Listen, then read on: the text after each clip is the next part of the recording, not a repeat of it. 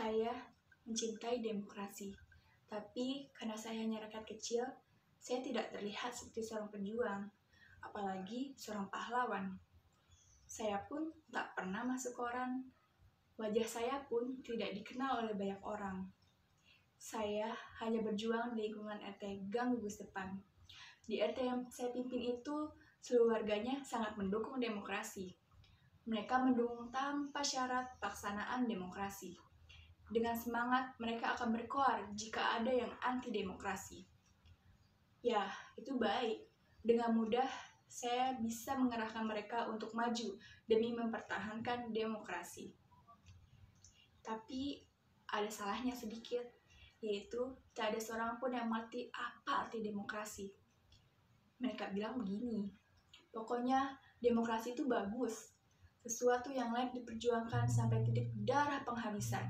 Sesuatu yang memerlukan pengorbanan besar, sesuatu yang menunjang suksesnya pembangunan menuju ke masyarakat yang adil dan makmur. Ya, saya kira itu sudah cukup. Saya sendiri tak mampu menerangkan apa arti demokrasi. Saya tidak terlatih menjadi seorang guru penerang.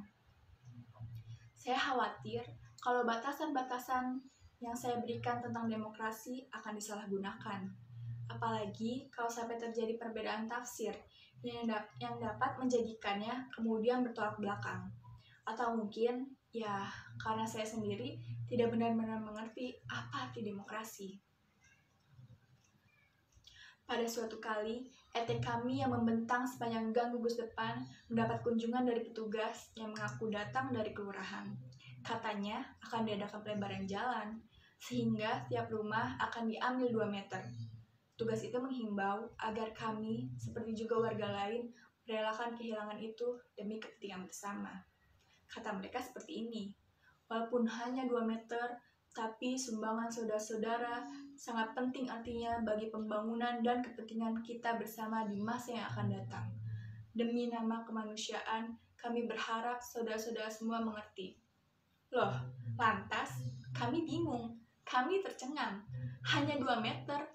Enak saja mereka bilang hanya 2 meter. Demi pembangunan. Pembangunan siapa? Bagaimana kalau rumah kami hanya 6 meter dikali 4?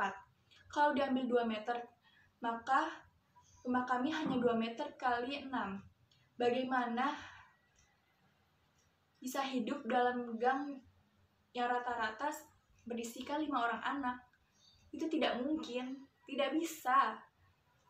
Tapi petugas itu kembali bilang, tapi ini sudah merupakan keputusan bersama. Kami makin tercengang saja. Bagaimana mungkin membuat keputusan bersama tentang rumah kami, tapi tanpa rembukan dengan kami, seperti Raja Nero saja. Tugas itu kembali berkata, soalnya masyarakat di sebelah sana, mereka semua adalah karyawan yang aktif di pabrik tekstil. Semua memerlukan jalan tembus yang dapat dilalui oleh kendaraan.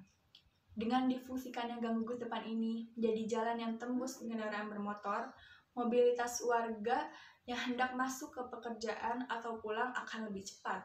Itu berarti efisiensi dan efektivitas kerja. Kendaraan semua dapat masuk, yaitu merupakan sumbangan pada pembangunan, dan pembangunan itu akan dinikmati juga oleh kampung di sebelahnya, karena sudah diperhitungkan masak-masak. Diperhitungkan masak-masak bagaimana? Kami tidak pernah ditanya apa-apa. Tanah ini milik kami, bantah saya. Tak lama kemudian, sejumlah warga dari kanan dan kiri kami datang. Mereka menghimbau agar kami mengerti persoalan ini. Mereka mengatakannya sebagai sedikit pengorbanan itu, ratusan keluarga dari kiri dan kanan kami akan tertolong. Mereka mengabarkannya sebagai perbuatan yang mulia. Setelah menghimbau, mereka mengingatkan sekali lagi betapa pentingnya pelebaran jalan ini. Setelah itu, mereka mengisyaratkan betapa tak menolongnya kami kalau kami tidak menyetujui hal itu. Setelah itu, mereka mewanti-wanti kalau mereka berkata seperti itu, mereka bukan mengancam. Begini kata warga kampung sebelah, kalau saudara-saudara menghambat, menghalang-halangi atau berbuat yang tidak-tidak sehingga pelebaran jalan itu tidak dilaksanakan, sesuatu yang buruk akan terjadi. Loh, kami semakin bingung. Perbuatan yang tidak-tidak apa? Kami terjepit di antara kepentingan orang banyak. Belum lagi kami sempat bikin aparat untuk melakukan perundingan. Pelebaran jalan itu sudah dilaksanakan. Tanpa minta izin lagi, sebuah bulldozer muncul dan menggaruk 2 meter wilayah RT kami. RT kami panik. Jangan, ini tanah kami. Sejak nenek-nenek moyang kami sudah di sini. Dulu kakek-kakek kami tanahnya lebar. Tiap orang punya tegalan dan 2-3 rumah. Semua itu sudah dibagi-bagi ke anak cucu. Ada yang sudah dijual, tapi ini tanah warisan. Bulldozer itu tidak peduli. Mereka terus menggaruk. Jangan pak, jangan. Kalau bapak ambil 2 meter, rumah kami tinggal kandang ayam. Kami tidak mau kampung kami dijadikan jalan. Nanti kemana anak-anak kami akan berteduh? Jangan pak, jangan. Kita belum selesai berunding. Kami tidak pernah bilang setuju. Diganti berapapun, kami tidak akan mau. Ini harta kami satu-satunya sekarang. Jangan pak. Tetapi bulldozer itu terus menyeruduk dengan buas. Supirnya tak peduli, dia hanya menjalankan tugas. Akhirnya, kami tidak bisa diam saja. Kami semua terpaksa melawan. Saya tidak bisa mencegah warga rame-rame datang dari rumah. Mereka berdiri di depan bulldozer itu. Ini tanah kami. Akan kami pertahankan mati-matian. Dibeli ratusan juta pun kami tidak sudi.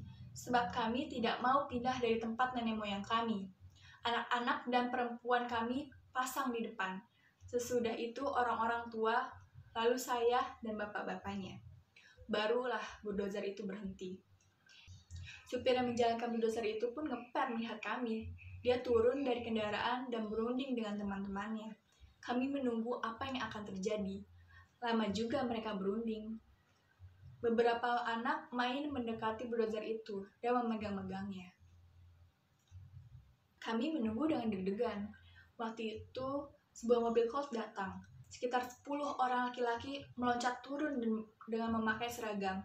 Kami bersorak melihat akhirnya ada aparat yang datang untuk melindungi rakyat. Tapi berbarengan dengan itu, bulldozer itu menerjang kembali ke depan dan mengaruk ke tanah. Perempuan-perempuan menjerit, beberapa anak jatuh. Salah seorang di antaranya kena garuk. Untung ada yang meloncat dan naik dan menarik anak itu. Keadaan menjadi kacau. Orang-orang yang berseragam itu berlarian datang. Ternyata mereka bukan petugas, tetapi satpam yang mau mengamankan penggarukan.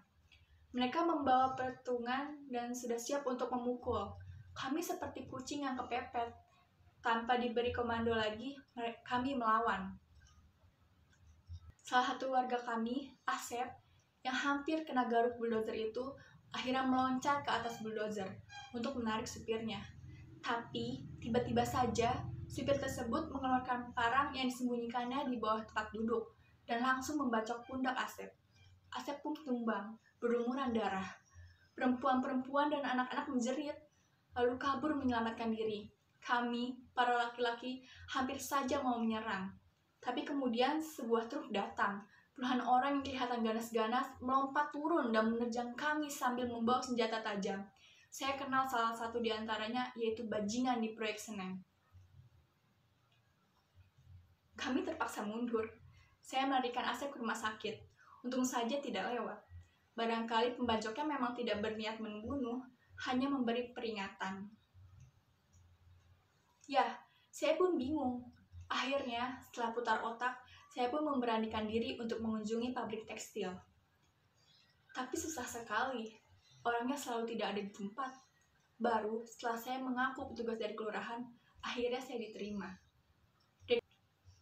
Direktur itu kaget setelah mengetahui saya bukan petugas, tetapi korban penggusuran. Tetapi ia dengan cepat tersenyum dan ramah, lalu menguncang tangan saya. Begitu saya semprot bahwa kami tidak studi dipangkas, dia bingung, kepalanya menggeleng-geleng seperti tidak percaya. Lalu ia memanggil sekretaris. Setelah berunding bisik-bisik, ia kembali mendatangi saya seperti orang stres. Kata dia begini, Tuhan Maha Besar, saya tidak tahu ini. Saya minta maaf. Saya tidak memperbolehkan siapa saja berbuat tindakan-tindakan pribadi atas nama perusahaan. Pada karyawan sudah diberi uang transport. Kalau mereka perlu jalan pintas, mungkin karena ingin menyelamatkan uang transport itu. Itu di luar tanggung jawab perusahaan. Pembuatan jalan itu bukan tanggung jawab kami. Saya minta maaf. Saya mohon Anda menyampaikan rasa maaf saya kepada seluruh warga, katanya dengan bersungguh-sungguh. Saya mulai senewen. Saya tidak percaya apa yang dikatakannya. Ini sandiwara apa lagi? Saya bukan orang bodoh. Saya tidak mau dikibuli mentah-mentah seperti ini. Saya tahu dia hanya berpura-pura. Mulutnya yang manis dan tingkah lakunya yang sopan itu tidak dapat mengelabui saya. Saya bisa mengendus apa yang disembunyikannya di balik topengnya itu. Orang kayak begitu, berpendidikan tinggi, luas pandangannya, pasti tahu apa yang sebenarnya terjadi. Yang kecil seperti kami ini memang kelihatannya lemah dan gampang ditipu. Karena kami sadar pada diri kami, sehingga kami selalu menahan diri. Tapi kalau sudah kebangetan seperti ini, saya pun meledak juga. Semut pun, jika terus diinjak akan menggigit. Karena terlalu marah, saya tidak bisa ngomong lagi. Muka saya saja yang kelihatan merah. Tidak mengerti, saya siap untuk meledak. Dia semakin marah, semakin halus bicaranya. Saya diperlakukan sebagai tamu terhormat, tapi saya terus maju. Ini perjuangan. Dia menyuguhkan makanan dan minum. Saya tolak. Saya datang bukan untuk bertamu atau ramah tamah. Saya membawa suara rakyat, menuntut keadilan. Keadilan kami saja. Kami tidak minta apa-apa. Kami hanya minta tanah kami yang 2 meter itu jangan diganggu. Itu hak kami. Titik. Di atas meja dihidangkan kue-kue yang lezat. Tapi saya tidak sudi untuk menjamah. Sebelum tuntutan kami didengarkan, dia mencoba bertanya tentang keluarga saya. Anak saya kelas berapa? Itu kuno. Saya tahu itu taktik untuk memancing pengertian. Dia juga basa-basi menanyakan bagaimana keadaan Asep. Loh, saya semakin curiga. Jadi dia tahu sekali tentang apa yang terjadi. Mungkin dia menyuruh supir itu untuk membacok Asep, karena Asep juga pernah memprotes pembangunan limbah dari pabrik yang mengalir ke selokan di depan rumah kami. Saya bertekad, saya tidak akan pergi dari kantor itu sebelum keputusan pembatalan perampokan 2 meter tanah kami dijalankan. Saya ditunggu oleh warga.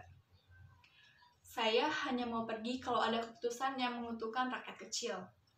Akhirnya dia mengangguk, tanda mengerti. Kemudian dia menunduk membuka laci mejanya, mengambil kertas. Saya bersorak dalam hati. Akhirnya, memang kunci segala-galanya adalah kegigihan. Kalau kita getol berjuang, pasti akan berhasil. Tetapi kemudian, darah saya terisap, karena direktur itu mengulurkan kepada saya sebuah amplop coklat yang tebal. Saya langsung tak mampu bernafas.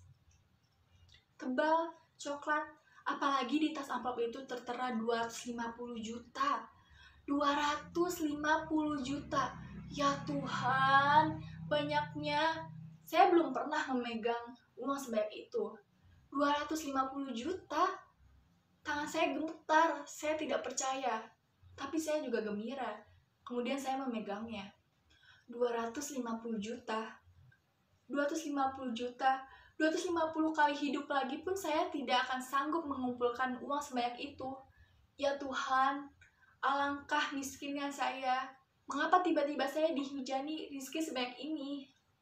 Kemudian saya memeluk amplop itu dan mengangkatnya. Menjunjungnya membawa ke sana kemari, kemudian mengungkapnya. 250 juta? Apa yang tidak bisa dibeli dengan uang sebanyak itu? Alhamdulillah, saya bisa memperbaiki rumah, kredit motor, jadi tukang ojek, bayar SPP. Saya juga bisa mengirim uang untuk orang tua saya. Puji syukur Tuhan, akhirnya Kau kabulkan doa kami setiap malam, supaya bisa mengubah nasib. Jangan terus terjepit di tempat kumuh seperti kecoa. Saya gemetar, saya tidak menanyakan lagi berapa isi amplop itu, atau untuk apa 25 juta itu.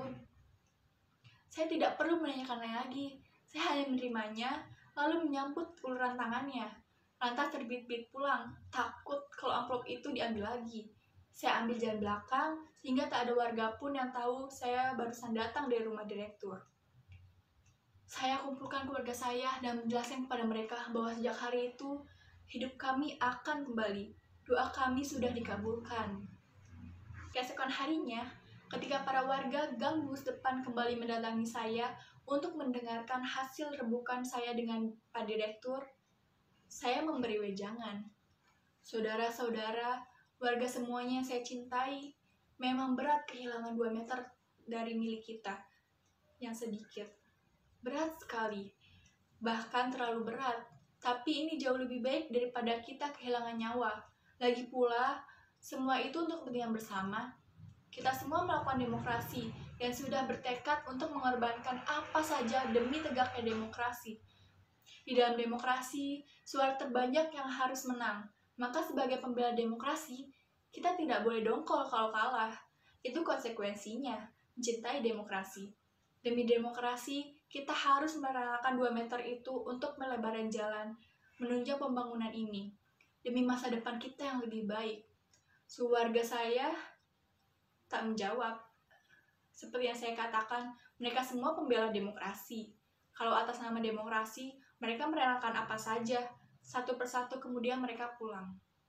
Hei tunggu, saya belum selesai berbicara. Kuping mereka buntet. Tanpa peduli rapat belum rampung, semuanya pergi. Tunggu, tidak ada yang mengubris. Semuanya ngacir. Tinggal saya sendiri dan seorang tua. Tapi dia tidak pergi karena suka, tetapi karena kakinya kesemutan. Setelah reda, dia juga berdiri dan pergi sambil mengedumel. Kalau memang demokrasi ini tidak melindungi kepentingan rakyat kecil, aku berhenti menyokong demokrasi. Sekarang aku menentang demokrasi. Saat itu, semua membenci kepada demokrasi. Sejak hari itu, warga RT Gang Gugus Depan yang saya pimpin kompak menolak demokrasi. Hanya tinggal saya sendiri yang tetap berdiri di sini, teguh dan tegar, tidak goyah oleh topan badai, tidak getar oleh panas dan hujan. Saya tetap kukuh tegak di atas kaki saya. Apapun yang terjadi, saya siap mempertahankan demokrasi sampai titik darah penghabisan. Habis mau apa lagi? Siapa lagi kalau bukan saya? Daripada diberikan kepada orang lain? Terima kasih.